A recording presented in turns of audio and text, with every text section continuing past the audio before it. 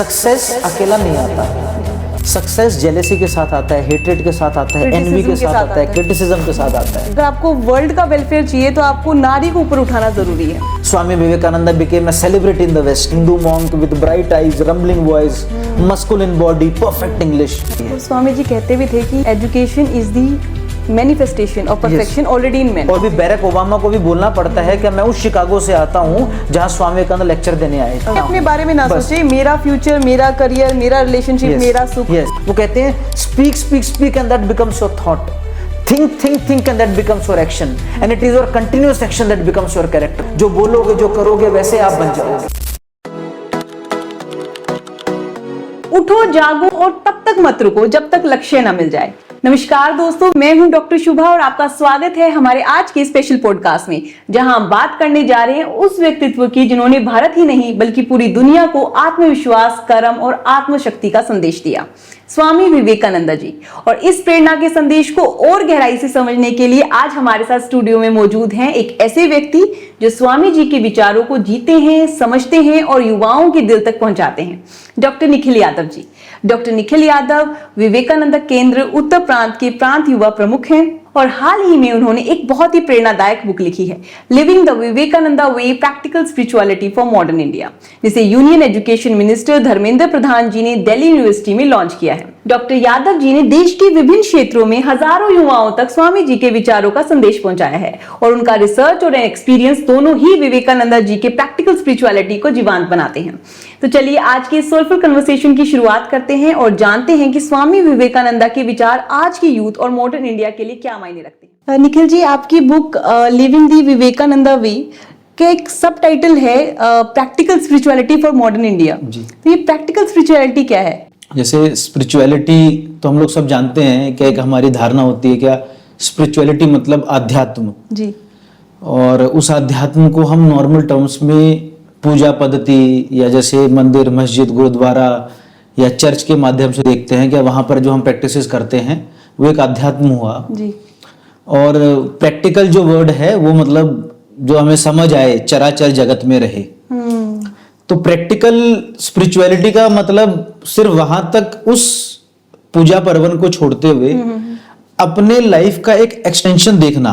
College campuses में हम लोग देखते हैं कि कुछ समय के लिए जब एडमिशन चल रहे होते हैं तो मे आई हेल्प यू एटीट्यूड है, एक मे आई हेल्प यू आपने देखा होगा। क्या एक बैचेस लेके कुछ विद्यार्थी घूमते हैं, लेकिन वो तो कुछ सेक्ट ऑफ विद्यार्थी हुए, कुछ सेक्ट ऑफ समय तक लेके घूमते हैं। तो वो मे आई हेल्प यू एटीट्यूड हमारे लाइफ में आए तो वो कब आता है, जब हम अपने बारे में ही नहीं दूसरे व्यक्ति के बारे में भी सोचते हैं, समझते हैं। तो वो हमको पता लगता है वो अध्यात्म होता है। In terms of Swami Vivekananda जो कहते थे, serve man is to serve God, Shiva भावे जीव सेवा, worship the human as God.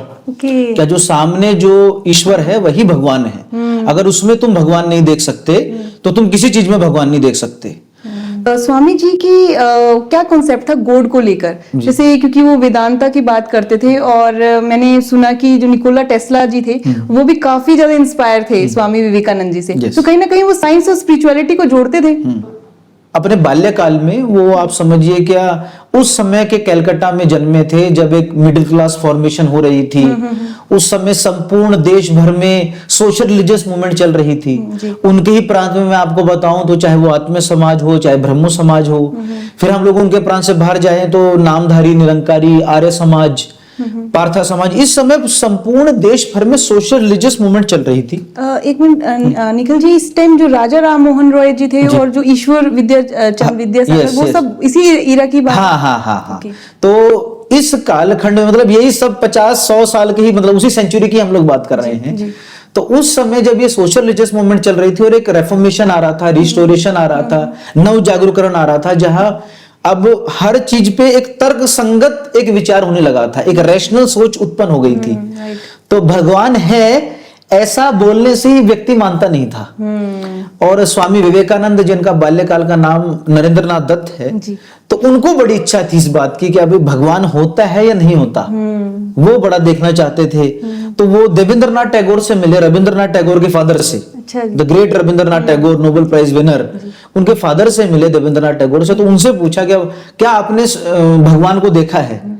तो उन्होंने नरेंद्रनाथ दत्त द फ्यूचर स्वामी विवेकानंद को बोला कि नहीं मैंने तो नहीं देखा लेकिन तुम जरूर देख सकते हो। और अगर मैं उनको कोट करूं तो वो कहते हैं my boy you have the yogi's eye. लेकिन नरेंद्रनाथ दत्त तो मानने वाला नहीं है ना, कोई बोल देगा और वो मान लेगा। तो उन्होंने बोला कि अब पागल बनाते हो क्या, अगर देखा है तो बताओ।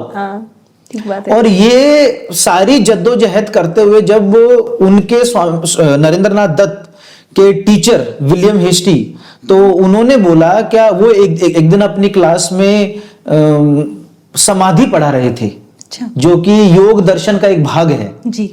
तो समाधि पढ़ाते हुए वो तो थ्योरी पढ़ा रहे थे। उन्होंने कहा अगर प्रैक्टिकल में समाधि देखनी है तो तुम दक्षिणेश्वर जाओ, जो कलकत्ता से सटा हुआ ही एक छोटी सी जगह है, और दक्षिणेश्वर में तुमको श्री रामकृष्ण परमहंस मिलेंगे, जो उनके गुरु थे स्वामी विवेकानंद। और जब वो अपने गुरु से मिलते हैं तब वो बड़ा क्लैरिटी से उनसे पूछते हैं कि क्या आपने भगवान को देखा है। तो अब वो पहला एक व्यक्ति उनको मिलता है जो कहता है कि हाँ मैंने भगवान को देखा है। तो बोले कैसे देखा है, बोले ऐसे देखा जैसे तुम्हें देख रहा हूं, और मोर इंपॉर्टेंटली तुम्हें भी मैं दिखा सकता हूं। और आने वाले 6 वर्षों में उनके गुरु ने, स्वामी विवेकानंद जी के गुरु श्री रामकृष्ण परमहंस जी ने उनको क्लियर किया कि जिस भगवान की मैं बात कर रहा हूं वो जो शिव है वो मैं ये मनुष्य की बात कर रहा हूं, कि अगर तुम मनुष्य में अगर भगवान नहीं देख सकते तो तुम किसी में भगवान नहीं देख सकते। निखिल जी, पर रामकृष्ण परमहंस जी देवी माँ को नहीं मानते थे? माँ काली के वो प्रखर उपासक थे। जी। और वो तो आप जो कहें क्या माँ के कहने के सिवाय वो कुछ करते नहीं थे, ऐसा उनका था। जी। तो नहीं वो एज अ गॉड तो सारे भगवान है ही चराचर जगत में, लेकिन स्वामी विवेकानंद के कॉन्सेप्ट में जो उनके गुरु ने उनको कार्य दिया कि ये पूजा पाठ तो हम लोग सब कर ही रहे हैं, ये तो जरूरी है, फंडामेंटल यूनिटी के लिए जरूरी है, लेकिन तुमको जो हमने छोड़ दिया है कि हम अपने आस पड़ोस वाले के साथ एनवी, घृणा, एक जेलसी हमारे अंदर उत्पन्न हो चुकी है। उस समय राष्ट्र में 30 करोड़ लोग थे। उन 30 करोड़ लोगों की एक आत्मसम्मान, आत्मगौरव, एक सेल्फ कॉन्फिडेंस, सेल्फ रिस्पेक्ट समाप्त हो गया था। तो उसको तुम जागृत करो।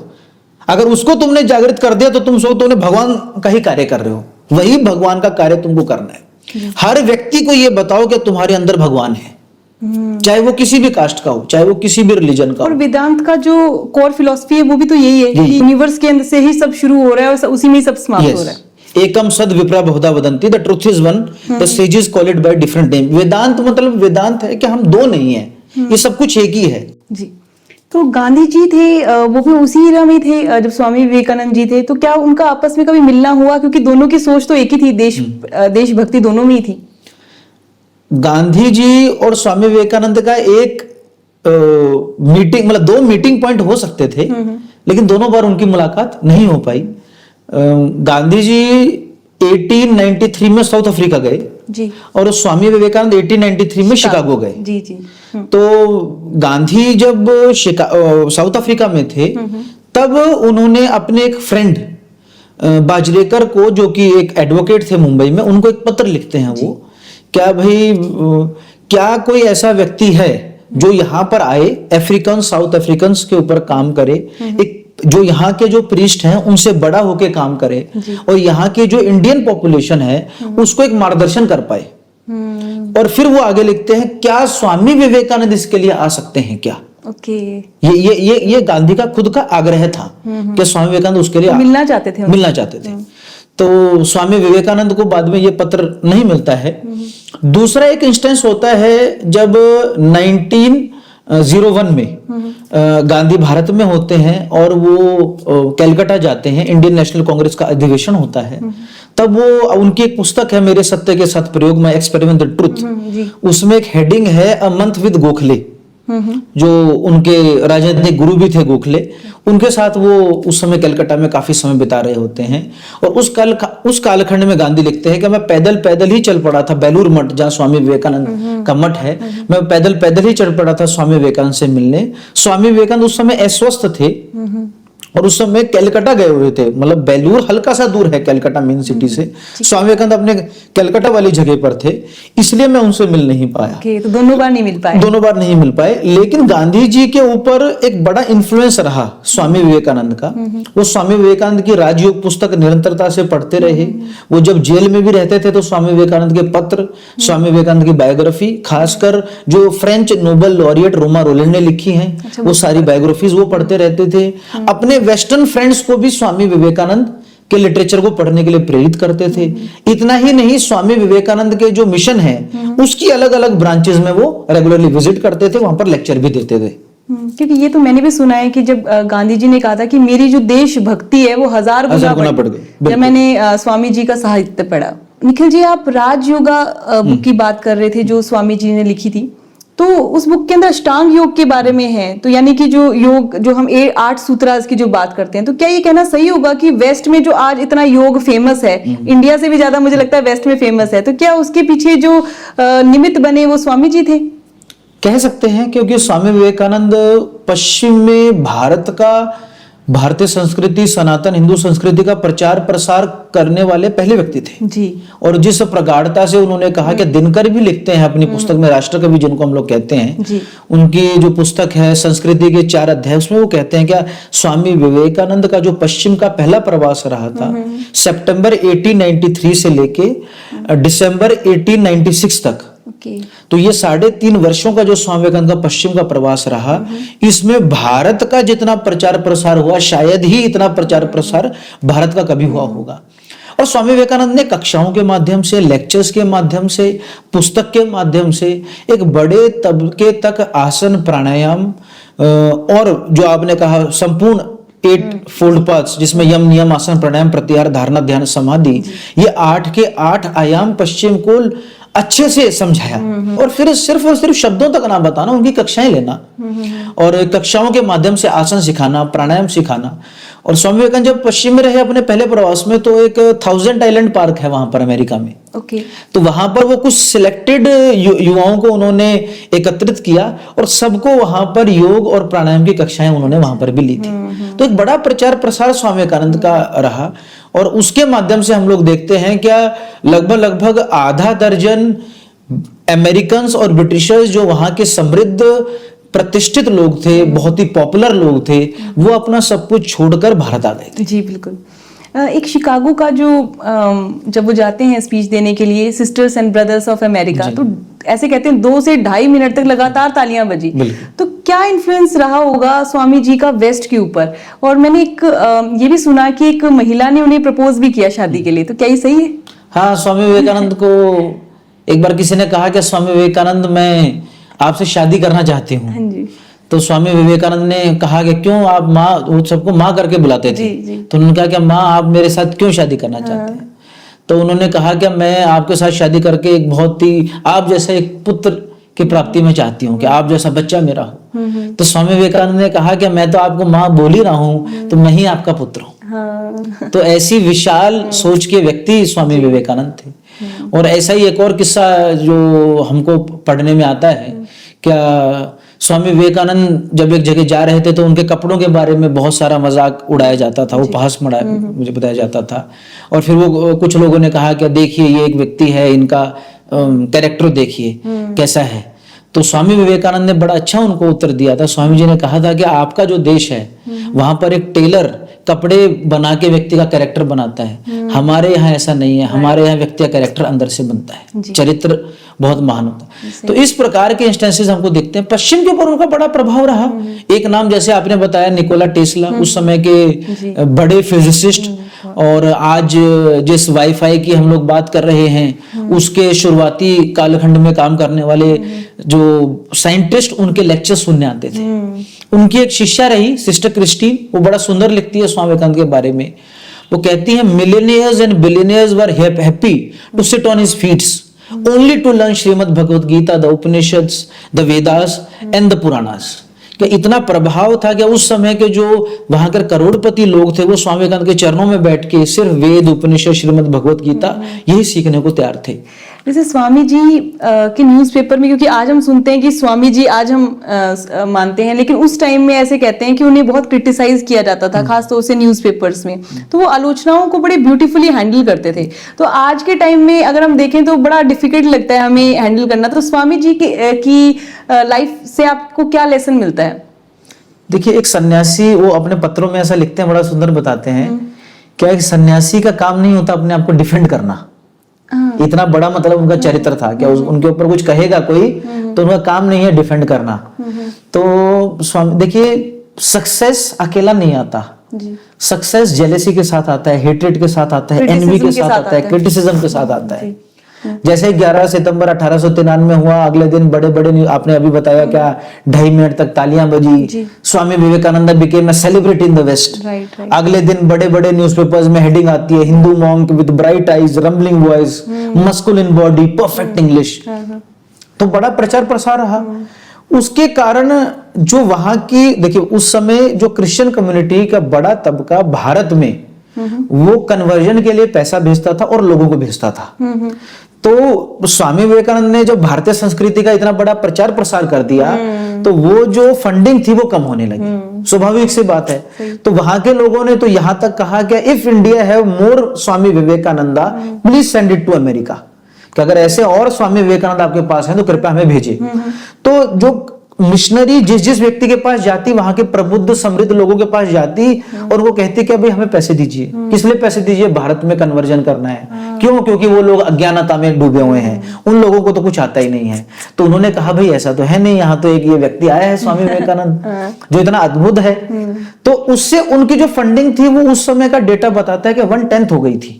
ओके, अगर भारी नुकसान हो गया उनको। हाँ, क्या उनको अगर 1000 रुपए मिलता था तो अब 100 रुपए मिलने लग गया था। इससे उन्होंने क्या करा कि वो स्वामी विवेकानंद के पीछे पड़ गए। तो उन्होंने, और स्वामी विवेकानंद जब वर्ल्ड पार्लियामेंट्री विजन्स में गए तो कलकत्ता का एक और व्यक्ति गया था, प्रताप चंद्र मजूमदार। तो प्रताप चंद्र मजूमदार ने स्वामी विवेकानंद के बारे में और वहां पर गलत सलत अफवाहें फैलाना शुरू किया। तो इंडिया से था फिर भी। देखिए क्या होता है कि पास वाला व्यक्ति ही कभी कभी ऐसी हरकत करता है क्योंकि उसको ज्यादा घृणा, उसको ज्यादा चोट चोट, उनको लगा क्या भाई मेरे कलकत्ता का एक व्यक्ति जिसको मैं पहले से जानता था वो कैसे इतना सुप्रसिद्ध हो गया और मैं रह गया, क्योंकि प्रताप चंद्र मजूमदार को तो कोई पूछ नहीं रहा था। तो उन्होंने उस मिशनरी के साथ जोड़कर उनके साथ हाथ से हाथ मिला के स्वामी विवेकानंद को बदनाम करने के लिए कुछ प्रयास किए। क्या भाई ये तो कोई हिंदुओं का प्रतिनिधि नहीं है, ये तो ऐसे वहां जानता था, ये कोई हिंदू का कोई कार्य नहीं करता था वहां पर, और ऐसे अनर्गल अनर्गल बातें उन्होंने वहां पर शुरू करी। लेकिन फिर धीरे धीरे धीरे देखते हैं कि ये सारी जो चीजें थी ये सारी स्वयं स्वामी विवेकानंद के सामने ये सब शांत हो गई। इवन जिन लोगों ने उनकी क्रिटिसिज्म करी उन्होंने ही स्वामी विवेकानंद से मिलके माफी तक मांगी। निखिल जी, इंडिया के अंदर उस वक्त कास्टिज्म बहुत ज्यादा था, जैसे सती प्रथा और ये सब भी कुछ रूढ़ियां बहुत ज्यादा फैली हुई थी। जैसे राजा राम मोहन रॉय भी जिन पर काम कर रहे थे, लेडीज को, औरतों को पढ़ाने नहीं दिया जाता था, गर्ल्स एजुकेशन तो थी ही नहीं। तो ऐसे में उनका क्या रोल रहा स्वामी जी का इंडिया को डेवलप करने में? और क्योंकि वो ये फेमिनिज्म के ऊपर वो बहुत बोलते थे, उन्हें लगता था कि अगर आपको वर्ल्ड का वेलफेयर चाहिए तो आपको नारी को ऊपर उठाना जरूरी है। देखिए स्वामी विवेकानंद बड़ा सुंदर बताते हैं, वो कहते हैं कि एक पक्षी का एक पंख कितना भी ताकतवर हो वो कभी भी एक पंख के ऊपर वो नहीं उड़ सकता, बैलेंस चाहिए। बिल्कुल। तो किसी भी राष्ट्र को अगर ग्रो करना है तो वो माताओं बहनों के सिवाय वो नहीं कर सकता। दूसरा विषय क्या, उस समय क्योंकि भारत के ऊपर निरंतर आक्रांताओं का आना हुआ, 1700 सेंचुरी से ही जो हम देखते हैं क्या एक बड़े आक्रांताओं का आना हुआ, और उसके बाद अलग अलग प्रकार से ब्रिटिशर्स तक, उसके पहले मैं आपको बताऊं तो डच, चाहे पोर्टुगीज हो, चाहे फ्रेंच हो, उससे पहले मुगल, उससे पहले दिल्ली सल्तनत, उससे पहले हम देखते हैं क्या खिलजी, और ये सब लोग, लोधी, ये सब का जो भारत के ऊपर लंबे समय जो प्रभाव रहा, उससे भारत का जो नेशनल एथोस था, जो भारत की संस्कृति थी, उसके ऊपर इन लोगों ने सबने बहुत प्रहार किया। उसकी वजह से स्त्री शिक्षा भी कम हो गई। उसकी वजह से हम लोग देखते हैं कि एक बड़ा भेदभाव एक सोसाइटी में उत्पन्न हो गया। भेदभाव का तो एक कारण ब्रिटिशर्स ने किया कि ब्रिटिशर्स ने सेंसस अलग अलग शुरू करना शुरू किया, कास्ट सेंसस अलग अलग शुरू किया, और उनका एक बिल्कुल एक कोड था क्या, डिवाइड एंड रूल। कई सोसाइटी में अगर हमको राज करना है तो इसको डिवाइड करेंगे और इसके ऊपर रूल करेंगे। स्वामी विवेकानंद इसके ऊपर बड़ा प्रहार करते हैं। वो क्या मतलब एक हमारी अंडरस्टैंडिंग एक बिल्कुल हमको क्लियर होनी चाहिए कि देखिए ब्रिटिशर्स, हम लोग कहते हैं कि एक जनसाधारण लोगों को आज की शिक्षा के माध्यम से पता लगता है कि अभी ब्रिटिशर्स ने भारत को यूनाइट किया। कैसे यूनाइट किया? क्या उन्होंने भाई यहाँ पे पत्र व्यवहार शुरू किया, फिर ब्रिटिशर्स ने ट्रेन शुरू करी, ब्रिटिशर्स ने ये किया, ब्रिटिशर्स ने वो किया। देखिए ब्रिटिशर्स ने भारत को एक किया या नहीं किया ये तो मेरे को पता नहीं, लेकिन ब्रिटिशर्स ने भारत के 2 टुकड़े जरूर कर दिए थे, ये तो हमारे सामने है। तो उनके कितनी मन में कितनी बड़ी ऐसा भाव होगा कि इस सोसाइटी को हमको खत्म करना है, ऐसा उनके अंदर भाव था। मेरा एक पेपर भी है जो जेएनयू में हमने लिखा था, science as a tool for subjugation and analysis of British rule in India. क्या साइंस को हम लोग यूज करते हैं अंधकार खत्म करे, ऑब्स्टिनेटिव बिलीफ्स को खत्म करे, या एक इकोनॉमी को डेवलप करे, या एक सोसाइटी को रैशनल बनाता है साइंस। लेकिन हमने कभी सोचा था कि साइंस को कोई यूज कर सकता है कॉलोनाइजेशन के लिए भी। ब्रिटिशर्स ने साइंस को यूज किया था भारत के कॉलोनाइजेशन के लिए।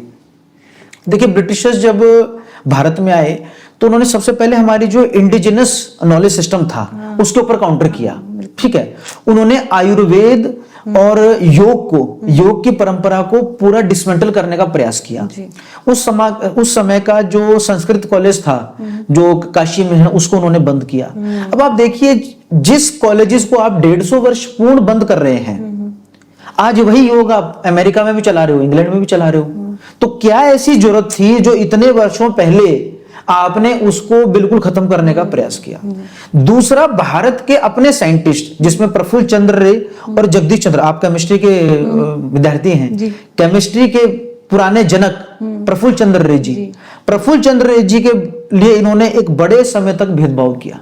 सेम इन्होंने भेदभाव किया जगदीश चंद्र बोस के लिए। हाँ, मतलब साइंटिस्ट के लिए करते होंगे, अपने वालों को आगे रखते होंगे। यस। और भारत में जो भी साइंटिफिक इन्वेजन्स हो रहे हैं उसको हमेशा इन्होंने गलत सलत बोलना।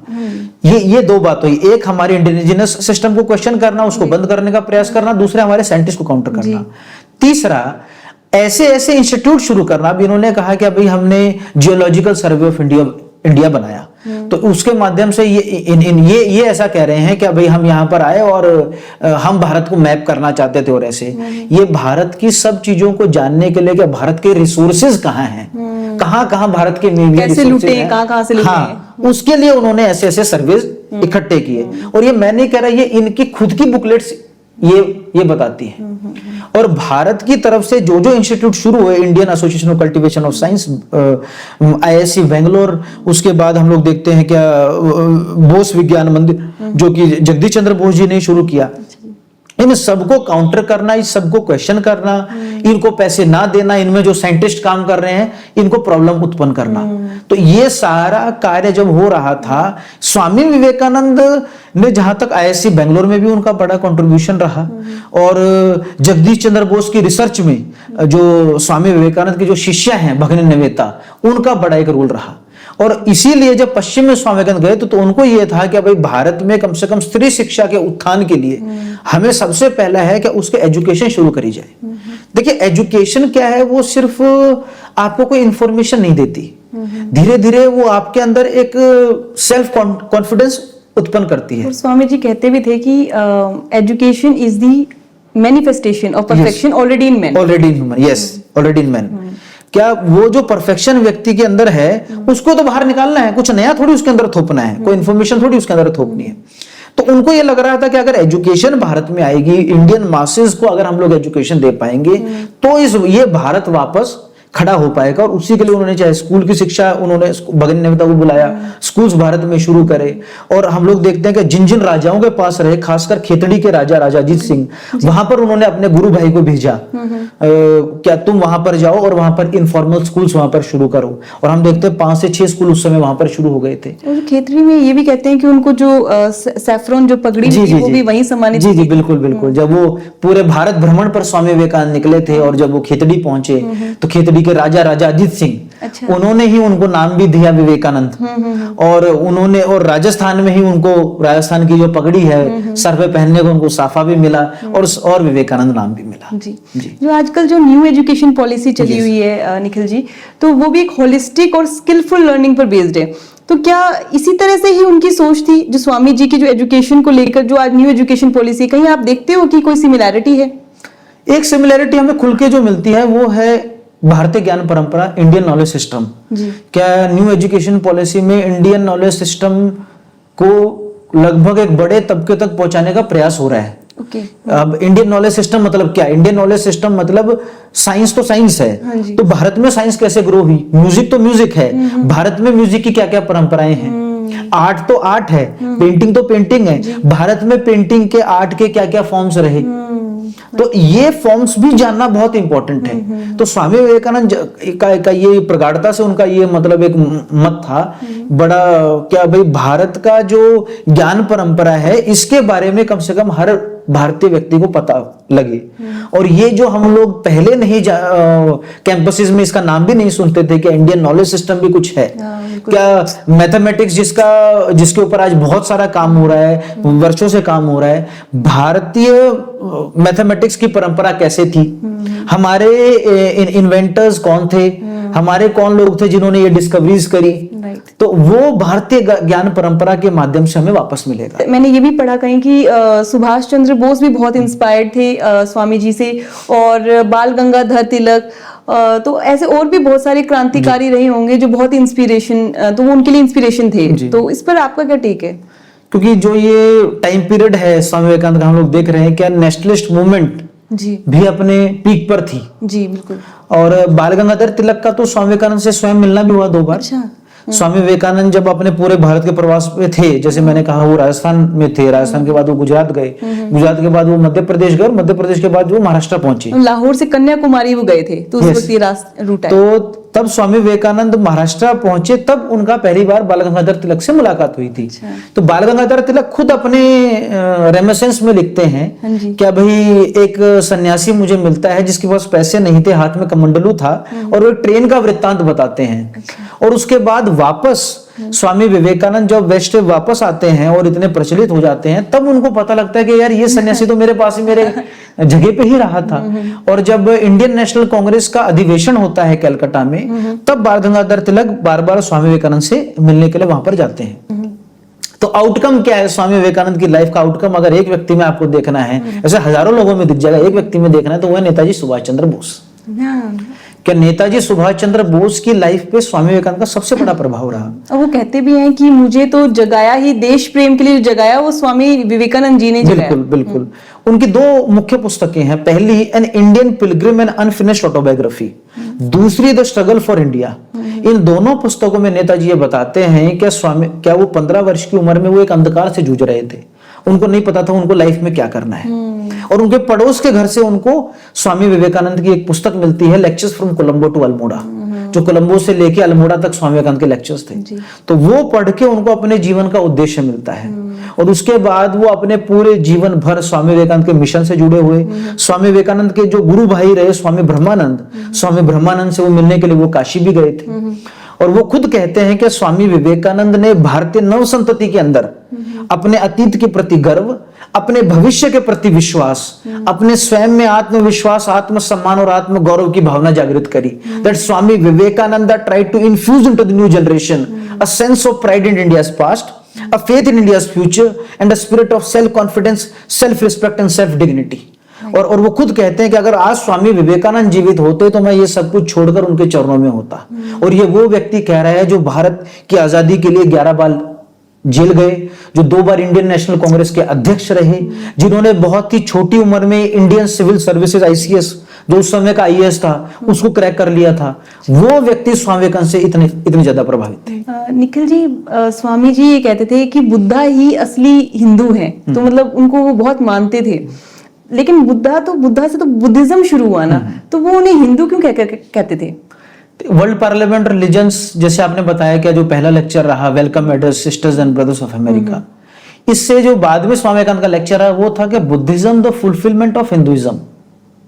तो स्वामी विवेकानंद ने कहा क्या बुद्धिज्म को हिंदुओं से अलग मत देखो, ये भारत की परंपरा रही है कि हमारे यहाँ जब जब कुछ कमी रहती है तो हमारे यहाँ से कोई व्यक्ति खड़ा होता है, उसको क्वेश्चन करता है और अपना एक नया मत खड़ा कर देता है। लेकिन उसके किसी भी व्यवहार में जो भारत का कल्चर है वही रिफ्लेक्ट होगा। तो तो भगवान बुद्ध ने भी जो परंपरा शुरू करी उसमें ध्यान, प्राणायाम, योग वही शुरू किया। उसमें भी उन्होंने कहा क्या इस परंपरा ने कितने बड़े भूभाग तक अपना परचम लहराया। हम लोग देखते हैं क्या, चाहे थाईलैंड हो, चाहे कंबोडिया हो, चाहे चाइना हो, चाहे श्रीलंका हो, कितने बड़े भूभाग पर बिना तलवार के, बिना, स्वामी विवेकानंद कहते हैं एक खून की बूंद का कतरा गिरे बिना, इतना प्रचार प्रसार एक पंथ का हुआ हमारे। और तब वो जो उनका शब्द है कि Buddhism the fulfilment of Hinduism, और वो कहते हैं कि Buddha was the rebellious child of Hinduism. एक घर में होता है ना कि एक रेबेलियस व्यक्ति होता है, उसको अपने घर में कुछ दिक्कत लगी उसने ठीक कर ली, लेकिन उसको हम ये नहीं कह सकते कि वो एक अलग परंपरा है। अलग परंपरा तो तब होती जब वो बिल्कुल ही अलग होते और इसके विपरीत हो जाते। तो उस समय उस कालखंड की कुछ कमियां थी, बहुत बड़ी कमियां थी, उन कमियों को क्वेश्चन करना और एक नया पाथ शुरू करना। तो वो स्वामी विवेकानंद उसको पश्चिम के सामने जो वो पश्चिम को बता रहे होते हैं, और फंडामेंटल यूनिटी की, चाहे आप नेचर की बात करें, चाहे आप ह्यूमन की बात करें, या वे ऑफ लाइफ की बात करें, तो वो भारत के और अन्य किसी परंपरा में और बुद्धिज्म में आपको अलग अलग नहीं दिखेगा। जी, रामकृष्ण मिशन था, उसमें जैसे कि धन का भाव की तो हम बात कर रहे थे, बहुत सारी प्रॉब्लम्स आ ही रही थी। तो ऐसे कहते हैं कि स्वामी जी ने समाधि नहीं ली, मुझे आप करेक्ट करना अगर मैं गलत बोल रही हूँ तो, उनकी एक्चुअली हेल्थ ही काफी ज्यादा खराब रहने लगी थी। क्योंकि हेल्थ इसलिए खराब रहने लगी थी क्योंकि जो मिशन के लिए पैसे नहीं जुटा पा रहे थे। तो क्या ये रीजन था? नहीं, पैसे और हेल्थ का कोई मतलब कोई डायरेक्ट ऐसा कोई रीजन नहीं है। देखिए, स्वामी विवेकानंद तो हम लोग क्या कहें, वो तो 1500, हम कहते तो हैं शब्दों में क्या भाई, उनका जो ह्यूमन लाइफ था, बॉडी बायोलॉजिकल जो लाइफ था, वो तो हम लोग कह सकते हैं क्या 39 ईयर्स और 5 मंथ था जी। 40 वर्ष भी स्वामी का नहीं जिए, लेकिन वो जो कार्य कर गए वो 1500 वर्षों का कार्य कर गए। और वो हम कह सकते हैं क्या 24 घंटे में भी 72 घंटे जी रहे थे। जिस प्रकार का इन्फ्लुएंस उन्होंने, आज भी अमेरिका के स्ट्रीट्स में स्वामी विवेकानंद का नाम लिखा हुआ है, तो उनका प्रभाव तो आज अमेरिका का प्रेसिडेंट भारत में आता है तो बिना स्वामी विवेकानंद का नाम लिए बिना उसका लेक्चर पूरा नहीं होता है। ओबामा को भी, बैरक ओबामा को भी बोलना पड़ता है कि मैं उस शिकागो से आता हूं जहां स्वामी विवेकानंद लेक्चर देने आए थे, और वो भी बोलते हैं brothers and sister of India. Yes, तो वो भाव, वो इतना प्रभाव देखे कि अमेरिकन साइकिक के ऊपर भी स्वामी विवेकानंद का है। तो जो व्यक्ति इतना जल्दी, मतलब इतने बड़े काम के लिए उतरे हुए थे, वो अपने शरीर को भूल जाते हैं। तो स्वामी विवेकानंद को अपने आखिरी दिनों में उनको विभिन्न प्रकार की दिक्कतें थी। और आखिरी दिन का मैं आपको वृत्तांत बताता हूं। क्या वो स्वामी विवेकानंद नॉर्मली 3:30 बजे उठते थे, उस दिन वो 3 बजे उठते हैं और लेक्चर्स लेते हैं। उस दिन संस्कृत की क्लास भी लेते हैं, शाम को अपने गुरु भाई के साथ भी घूमते हैं। और फिर उनका एक ब्रह्मचारी डिसाइपल उनके साथ होता है, वो उनके रूम में जाता है, संध्या का समय होता है, शाम का समय होता है, वो कुछ देर उनको पंखा करता है। फिर वो उनको कहते हैं कि आप बाहर जाइए, और फिर वो सारी खिड़कियों को खोलते हैं और फिर वो अपना शरीर छोड़ते हैं जी। तो मुझे लगता है उन्हें शायद पता ही होगा कि वो शरीर छोड़ने वाले। हाँ, उन्होंने बहुत सारे उनके लेटर्स में, कम से कम 3-4 जगह उन्होंने अपने लेटर्स में लिखा हुआ है कि मैं 40 वर्ष से ज्यादा मैं नहीं जीऊंगा। ये बिल्कुल क्लियरिटी से उन्होंने वो लेटर्स में लिखा। दूसरा बात, उन्होंने किस समय मेरे को समाधि लेनी है वो भी उन्होंने पंचांग मंगवा के भी वो समय तय किया था जी। तो ये भी हमारे पास रेफरेंस है। अगर निखिल जी, अगर आज स्वामी जी जीवित होते तो वो आज के यूथ को क्या संदेश देते? क्योंकि आज का यूथ कहीं ना कहीं mobile distraction, social media distraction, relationship issues या स्ट्रेस है उनको अपने करियर को लेकर, तो ऐसे में अगर आज स्वामी जी होते तो क्या संदेश देते? ठीक, स्वामी जी का संदेश तो एक ही है, लव इंडिया।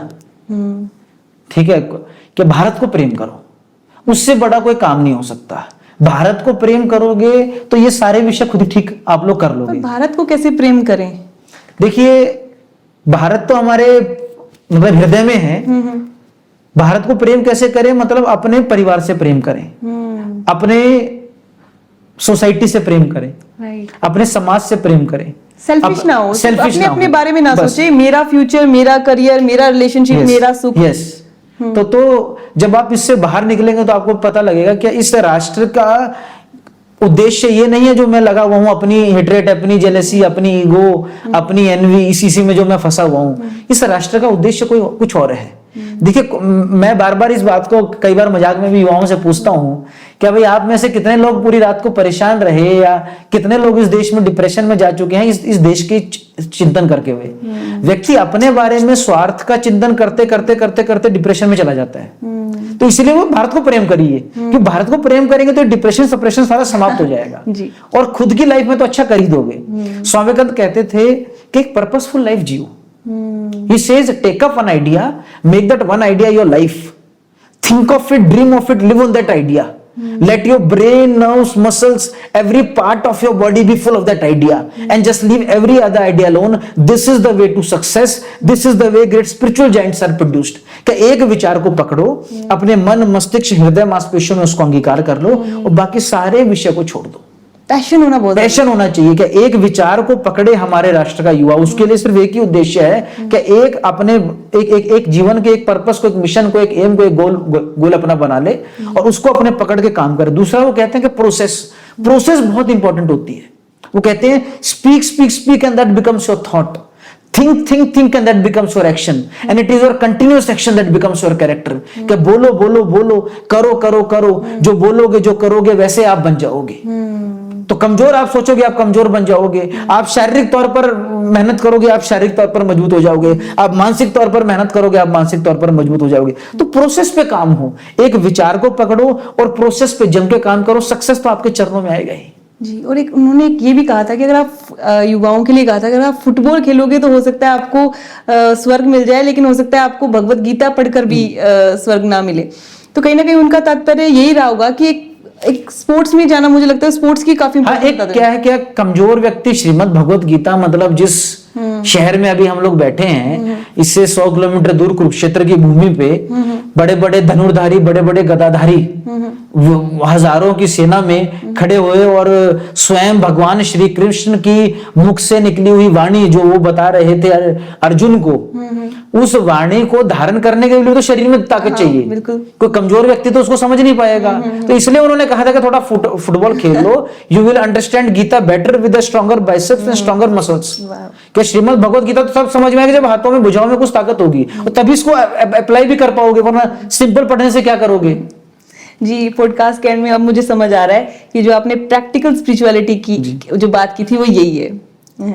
तो thank you Nikhil ji, thank you so much. तो दोस्तों आज का इंस्पायरिंग एपिसोड यहीं खत्म होता है। अगर आपको हमारा एपिसोड पसंद आया हो तो लाइक, शेयर और सब्सक्राइब जरूर कीजिएगा। अगर आपके पास कोई इंटरेस्टिंग टॉपिक या सजेशन हो तो कमेंट बॉक्स में बताइएगा, हमें सुनकर खुशी होगी। ये चैनल नया है और आपका सपोर्ट ही हमारी स्ट्रेंथ है। So keep supporting, keep growing and stay tuned with us on this to pathway to healing.